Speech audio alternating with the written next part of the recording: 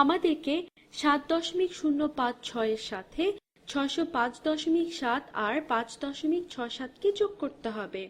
তুমি যে কোনো সংখ্যা যোগ করার সময় খেয়াল রাখবে যেন সংখ্যাগুলো এক বরাবর থাকে।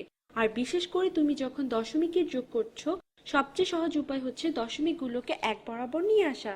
তাহলে তাই করা যাক।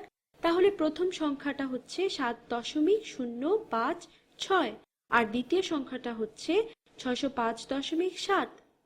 আমরা লিখি 605.7 আর শেষের সংখ্যাটা হচ্ছে 5.67। তাহলে আমরা এখন সবগুলো এক বরাবর নিয়ে আসলাম।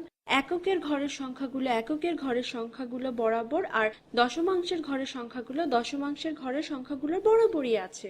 তাহলে এখন আমরা যোগ করতে পারি।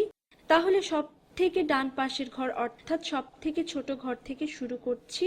তাহলে এখান থেকে শুরু করতে হয়। এটা হচ্ছে দশমাংশ, শতাংশ আর সহস্রাংশের ঘর। এটা হচ্ছে 6 সহস্রাংশ আর তুমি চাইবে সহস্রাংশগুলো যোগ করতে। এখানে আর সহস্রাংশ নেই, তাহলে তুমি এটাকে দুভাবে ভাবতে পারো। এই 6কে তুমি সরাসরি নিচে নামিয়ে আনতে পারো, অথবা তুমি এই 605.7 কে দেখতে পারো 605.700 হিসেবে। দশমিকের ডান পাশে যত খুশি শূন্য তুমি বসাতে পারো, অর্থাৎ এই 7-এর ডান পাশে। যেহেতু আমরা দশমিকের ডান পাশেই আছি, এতে সংখ্যার মান একই থাকবে। এটা এখানেও করা যায়। এই 5.67 কে 5.670 হিসেবেও লেখা যায়।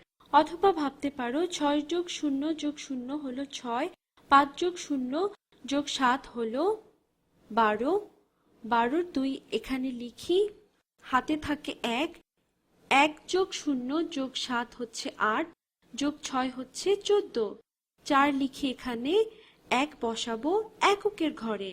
1 যোগ 7 হচ্ছে 8, 8 যোগ 5 হচ্ছে 13 আর 13 যোগ 5 হচ্ছে 18, 18-র 8 এখানে লিখি, হাতে থাকে 1। এখন 1 যোগ 0 হচ্ছে 1, 1 এখানে লিখি। তারপর শতকের ঘরে আছে 6, এর সাথে কোনো কিছু যোগ হবে না, তাই এটাকে নিচে নামিয়ে নিয়ে আসতে পারি। আর এটা হবে এখানে। আর তুমি দশমিকের কথা ভুলে যেও না। তাহলে সংখ্যাগুলো যোগ করলে পাওয়া যায় 618.426 অথবা 618 আর 426 সহস্রাংশ।